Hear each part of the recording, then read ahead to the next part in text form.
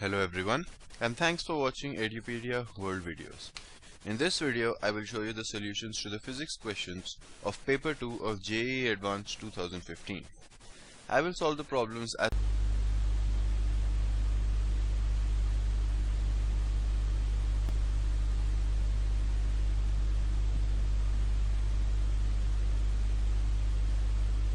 the next question is probably the easiest and simplest and shortest question of the paper. This is a standard result which you should know. We are given a solid spherical charge distribution, and inside this there is a cavity, and the radius of the charge distribution is r1, radius of the cavity is r2, and this distance is a. So we know the standard result. Inside a cavity, the electric field is given as rho r by 3 epsilon naught. So if this were a complete sphere, then at this point the electric field would be rho r by 3 epsilon naught, where if we are calculating it at any point, let's say here at any random point, let's call this position vector r. So it will be rho r by 3 epsilon naught. This would be the electric field if there was no cavity. If there is a cavity, we have to subtract the electric field due to the cavity. And if this is, let's say, r dash, then the electric field in the cavity will be rho r dash by 3 epsilon naught. But we can see that r dash plus a gives me r, so r minus r dash is the vector a. So it is the same as rho a by 3 epsilon naught. This is true not just for the center of the cavity but any point inside the cavity. So we know that inside the cavity E is uniform and both its magnitude and direction depend only on a, not on anything else.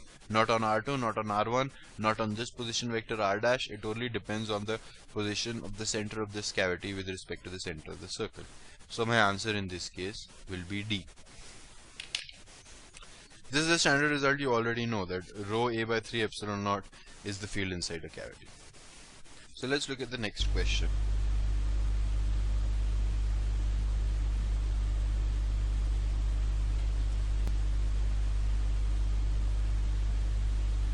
In the next question, we are given the relationship between stress and strain for two curves.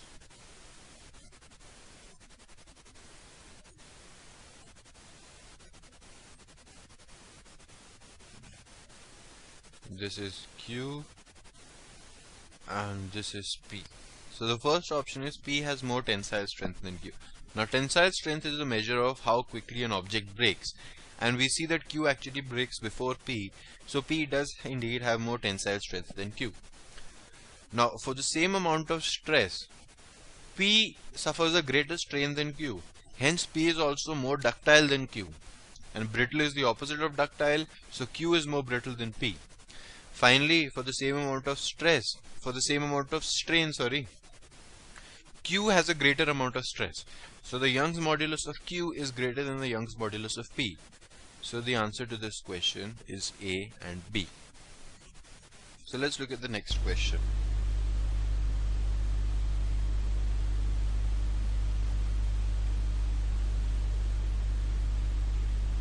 In the next question, we are given a spherical body of radius b and it is in equilibrium under its own gravity. Then we want to find the pressure at a distance r.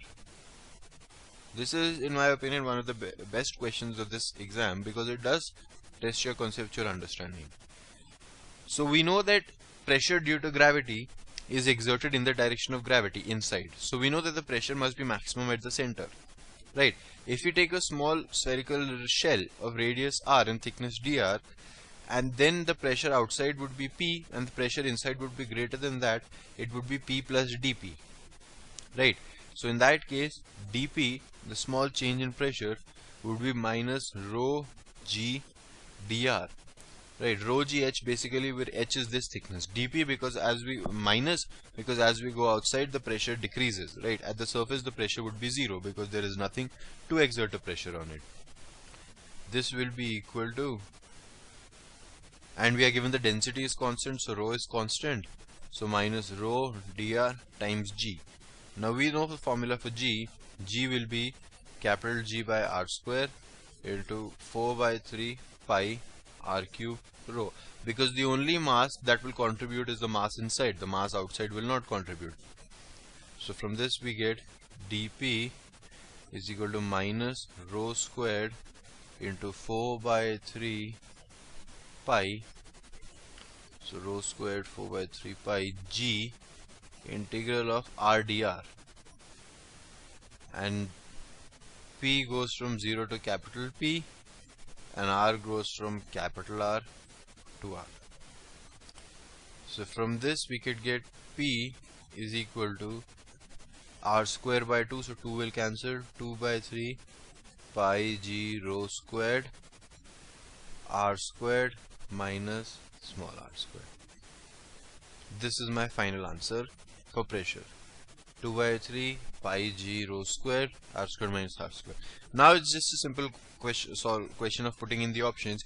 We know that r is equal to 0. This is not 0, so the first option is incorrect. Put r is equal to 3r by 4 and 2r by 3 and you can take the ratio. Similarly, you can put in the other two options and take the ratio, and you will find that the correct options in this case are B and C. After I've written this equation, it's just basically algebra and manipulation. I'm sure you can put different values of small r in terms of capital R and take the ratios. Let's move on to the next question.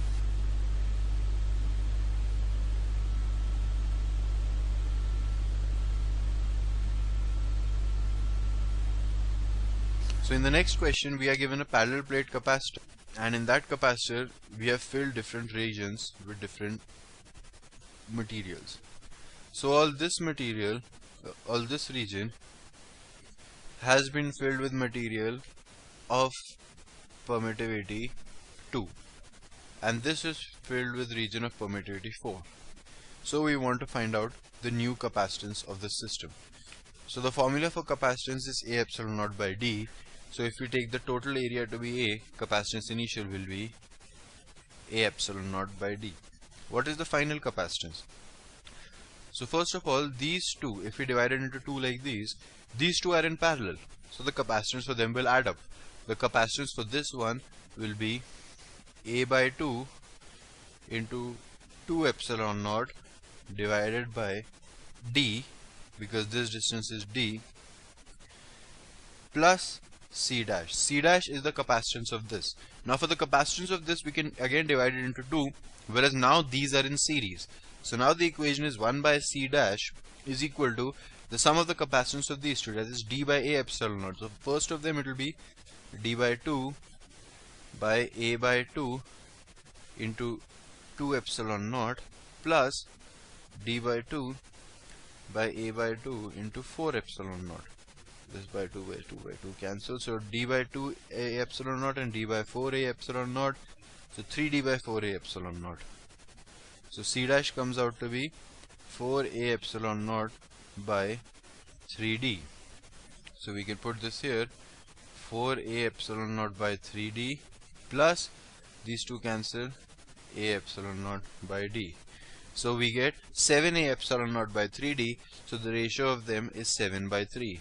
So my answer is 7 by 3, which is option D. So let's look at the next question.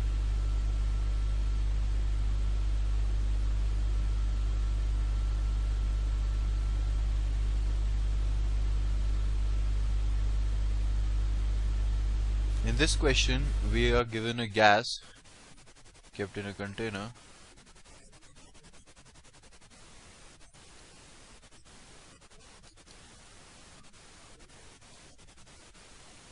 and it is attached with a spring.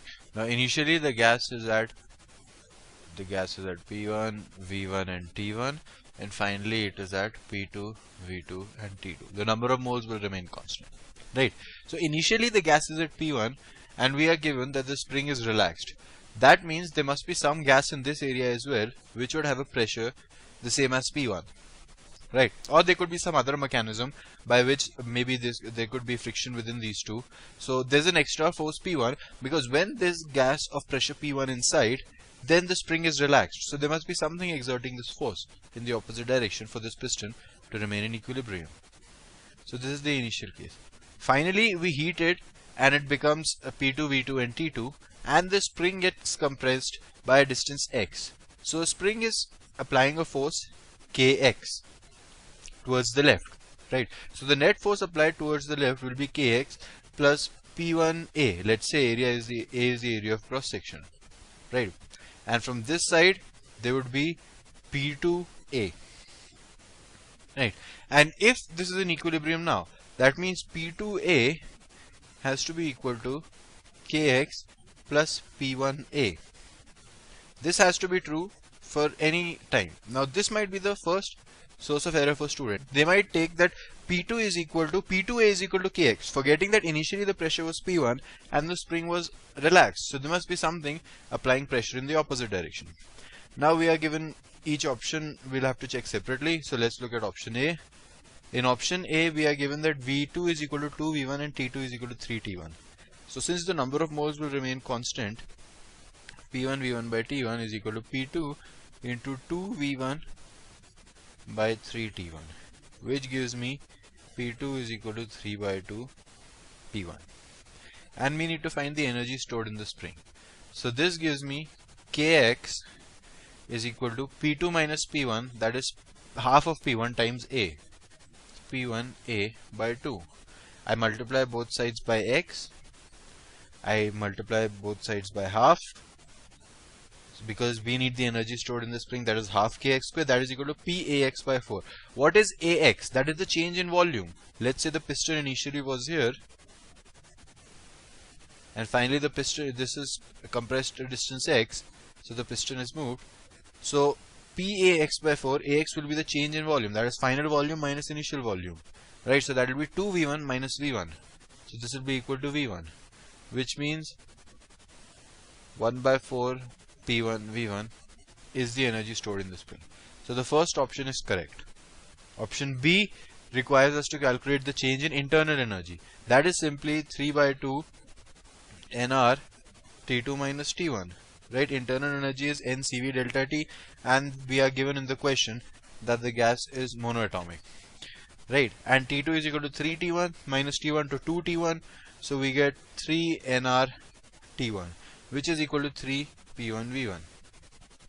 So option B is correct as well. Now option C and D are for the same situation. So let's calculate those. We need to find the work done if V2 is equal to 3V1 and T2 is equal to 4T1. That means P1 V1 by T1 is equal to P2 3V1 by 4T1, which gives me P2 is equal to 4 by 3 P1. Right, so let's calculate the work done by the gas. At any time, the pressure in the gas will be P1 plus Kx. Kx is the pressure applied by this P1A times Kx, sorry. P1A will be the force applied by whatever is applying the force which balanced it initially. Kx will be the extra force applied by the spring. Right, so the pressure will be P1 plus Kx by A. So the net work done will be integral V1 to V2 P dV. So that is P1 plus Kx by A times dV. So the first term is P1 dV, and dV is simply the change in volume. V2 minus V1, V2 is 3V1, so it will be 2V1. So the first term is 2P1 V1 plus, for the second term we need the integral Kx by A. Now dV I can write it as A dx, and A and A will cancel, and x we know was 0 initially because it was unstretched. Finally let it be some value x. So this is equal to 2P1 V1 plus half Kx squared. What is half Kx squared? We can calculate from here. We know Kx is equal to P1 by 3 times A. So Kx squared is this, half would be 6. So 1 by 6 P1 Ax. Ax is again change in volume, which would be 2V1 in this case. So we get P1 V1 by 3, which is half Kx square. So the answer is 7 P1 V1 by 3, which is option C. Now to see option D, the heat supplied will be 7 P1 V1 by 3, that is the work done, plus the change in internal energy. That will be 3 by 2 nR T2 minus T1, that is 3T1, or 9 P1 V1 by 2. we can see that this is not equal to 17 P1V1 by 6, which is option D. So my correct answers in this question would be A, B and C. Right? Let's look at the next question.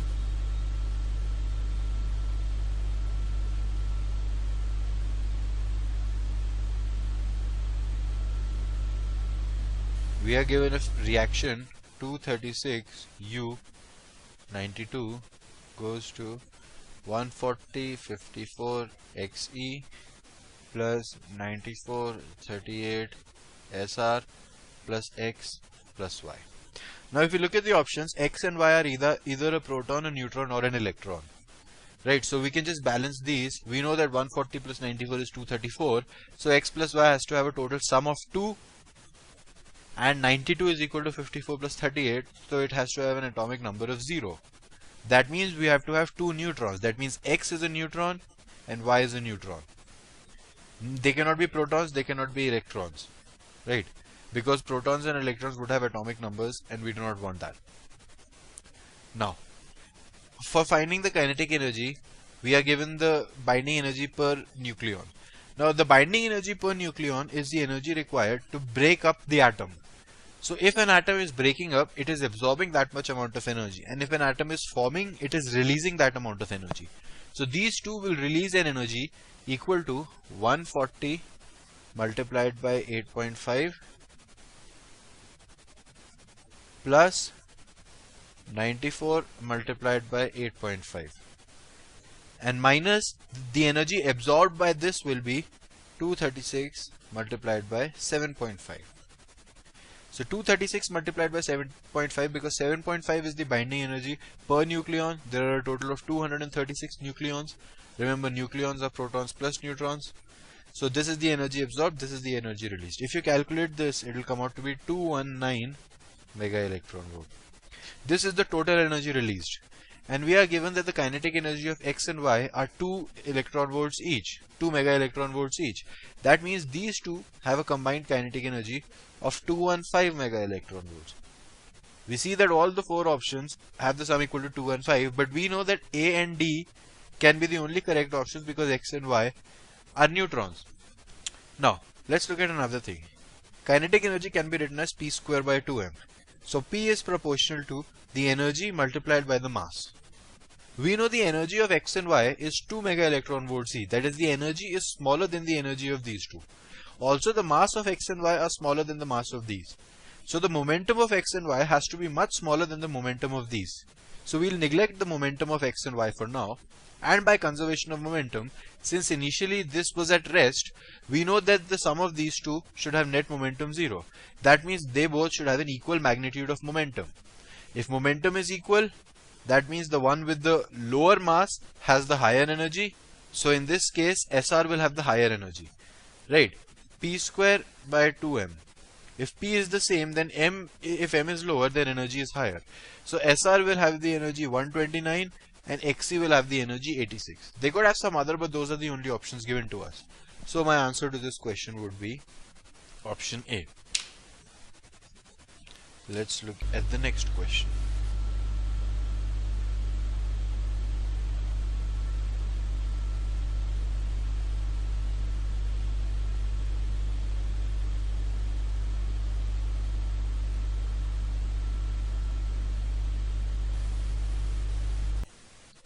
So we are given a slab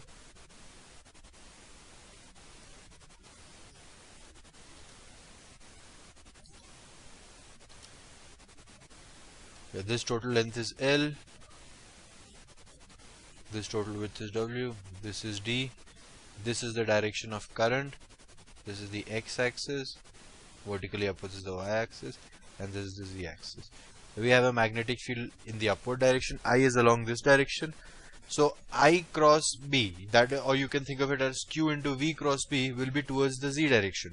So on every particle, proton, or every positive particle, that is proton, there will be a force in this direction and they will be pushed in this direction. Right. So we need to find out the potential difference between these two. So first of all, let's calculate the force on a particle here. We know that the current density is equal to NE times VD. drift velocity. That means the current is NE times the area of cross section. This is the current, so this is the area of cross section, WD. So WD times VD. That means VD, the drift velocity, is I by NEWD. We want E times V cross B, right? That is the force on this. So that will be IB by NEWD, by NWD, because we want E times V cross B. This is the force on a proton due to the magnetic field. If the potential difference between these two is V, in that case, that will also apply an electric field in this direction. The electric field will be V by W, and the force will be E into V by W. W cancel, so this gives me my equation. V is equal to IB by NED. Now this is the equation with which I can solve both the next questions.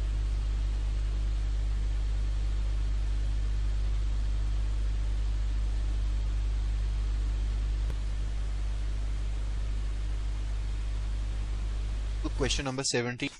If W doesn't even matter, so W1 is equal to W2 or 2W2 doesn't matter. If D1 is equal to D2, then V1 will be equal to V2, because all four other things are same. And if D1 is twice of D2, then V1 will be half of V2.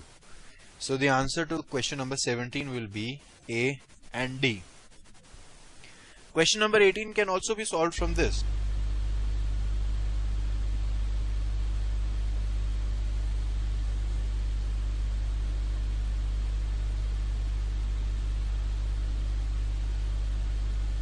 In this case, B and N are changing. So if B1 is equal to B2 and N1 is twice of N2, then V1 will be half of V2. If B1 is twice of B2 and N1 is equal to N2, then V1 will be twice of V2. So the answer to the second one will be, or the answer to question 18 will be A and C. Both of them come from this particular formula. Thank you.